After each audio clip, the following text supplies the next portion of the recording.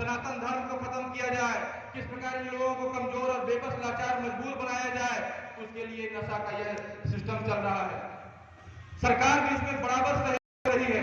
जगह जगह नशे के ठेके खुल रहे हैं, जगह गांव गांव कलारी खुल रहे हैं, बीड़ी हो गुटखा हो, आजकल तो उसमें न जाने कौन कौन से नशे चल रहे हैं। हमने देखा कि सरकार हमारे विरुद्ध काम कर रही है, सरकार हमारा सहयोग नहीं कर रही।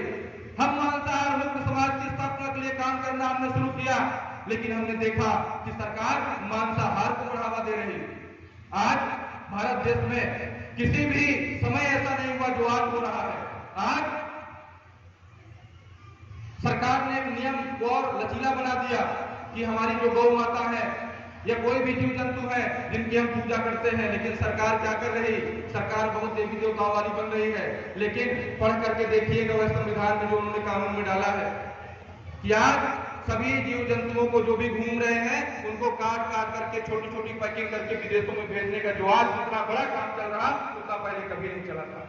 हम एक तरफ मांसाहार मुक्त समाज की स्थापना के लिए काम कर रहे, लोगों को संकल्प दिला रहे कि तुम जब तक मांसाहार बंद नहीं करोगे तुम्हारे घर में पूजा पाठ का फल नहीं मिलेगा, लेकिन सरकार को कोई मतलब नहीं, वो खुलेआम लड़ने से काम कर रही। गौ माता की पूजा का भी स्वांग बेच रहे हैं और गौ माता को काट करके खिला भी रहे हैं। जाति पात छुआछूत का हाल तो ऐसा है कि 1901 की जनगणना में केवल 1100 जातियां थी, लेकिन आज 2011 की जनगणना में 15,000 जातियां बढ़ करके हो गई। कहां से हो गई पता ही नहीं चला, सरकार ने बनाया। क्यों?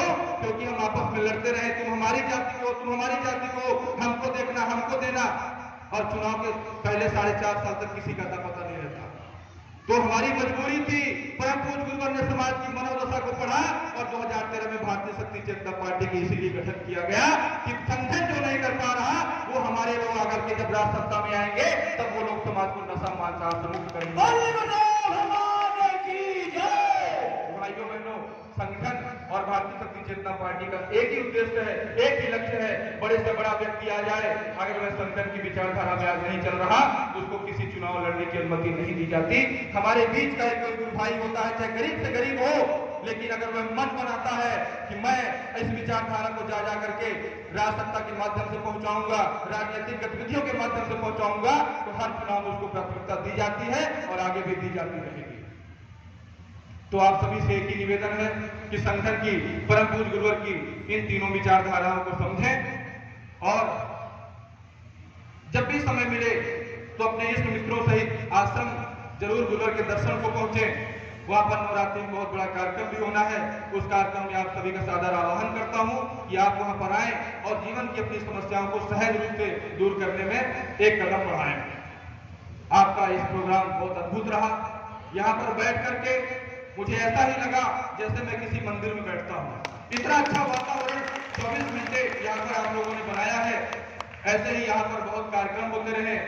आप सभी लोग जीवन की इस गंदगी को, नशा मांसाहार को, जाति भेद छुआछूत को समझें, जाने और उससे दूर रह करके अपना और अपने घर परिवार के, अपने बच्चों का कल्याण करें।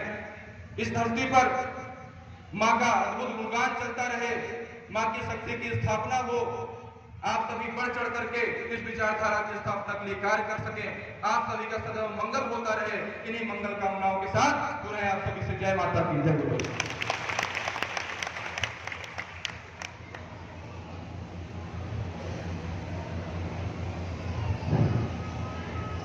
धर्म राष्ट्र मानवता हित में अपना जीवन समर्पित करते हुए नशा मुक्त, मांसाहार मुक्त एवं चरित्रवान जीवन जीने का संकल्प लें।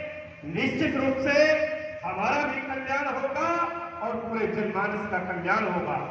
बड़े विस्तार गर्भित विचार हमने अपने राष्ट्रीय उपाध्यक्ष भाई सौरभ द्विवेदी जी के सुने, उन पर अमल करने की आवश्यकता है।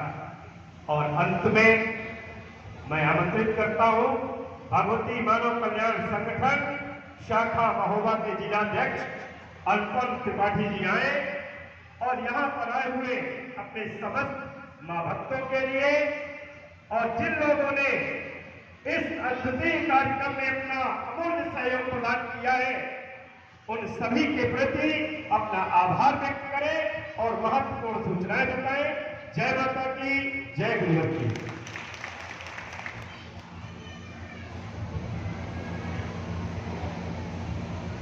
बोलिए जगत जननी जगदम्बे मात की, परम पूज्य योगी राज श्री शक्ति पुत्र सद्गुरु भगवान की, तपोभूमि पंच ज्योति शक्ति सिद्ध सिद्धार्थम धाम की, सच्चे दरबार की।